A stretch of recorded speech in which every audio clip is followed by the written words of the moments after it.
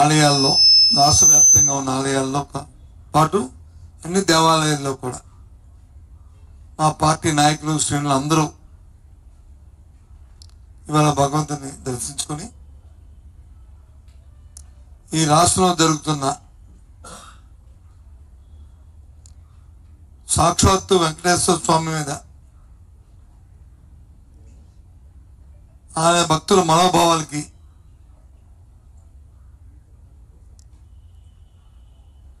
ఇబ్బంది కలిగే విధంగా ఆలోచనలు రేకించే విధంగా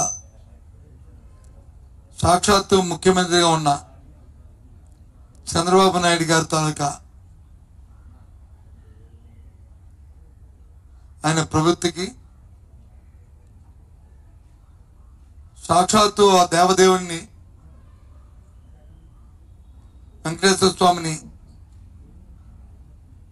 ఆయన స్వార్థ రాజకీయాల కోసం వారి ప్రసాదాల మీద ఆరోపణలు తీసుకొచ్చి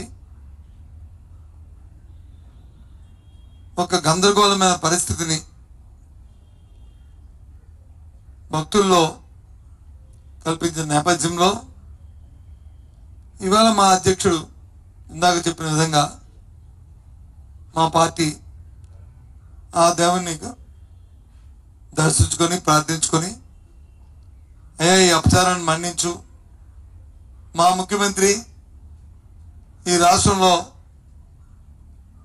నీ మీద వేసిన నిందల నిరాపణలకి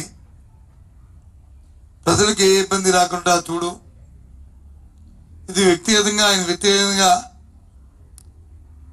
ఈ కార్యక్రమాన్ని తీసుకో, ప్రజలు మాత్రం నీ చల్లని చూపుతో నీ దయతో వారందరికీ మంచి జీవితాన్ని ఇవ్వమని ఆశీర్వదించమని మేమందరం ఈ రాష్ట్ర ప్రజానీకం తరఫున కోరడం జరిగింది. మనం చూస్తున్నాం సాక్షాత్తు గత 15 రోజులుగా జరుగుతున్న విషయం గందరగోళం. ఏ స్థాయికైనా సరే చంద్రబాబు నాయుడు గారు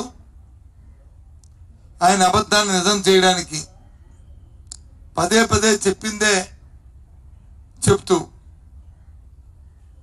ఒకదానికి ఇంకోటి పేర్చుకుంటూ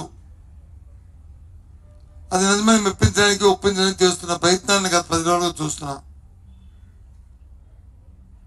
ఇది ఒక్కరోజే కదా, ఆయన సహజంగా ఆయనకి జీవితంలో వచ్చిన అలవాటు. నేను రోజున ఆయన మాట్లాడిన మాటలు చూస్తున్నా. ఆయన మాటలు తీసుకుంటే ప్రసాదంలో వాడే నెయ్యిలో కల్తీ జరిగింది, కానీ ఎక్కడ జరిగిందో నాకు తెలియదు, ఎలా జరిగిందో నాకు తెలియదు అని చెప్పిన మాట చూస్తే జాలి వేస్తుంది. నిజంగా మీరు ముఖ్యమంత్రి, ఈ రాష్ట్రాన్ని పరిపాలిస్తుంది మీరా ఇంకెవరైనా అని. నేను రోజున మా నాయకుడు జగన్మోహన్ రెడ్డి గారు సాక్షాత్తు ప్రత్యక్షంగా తిరుపతి వెళ్ళి వారిని దర్శించుకొని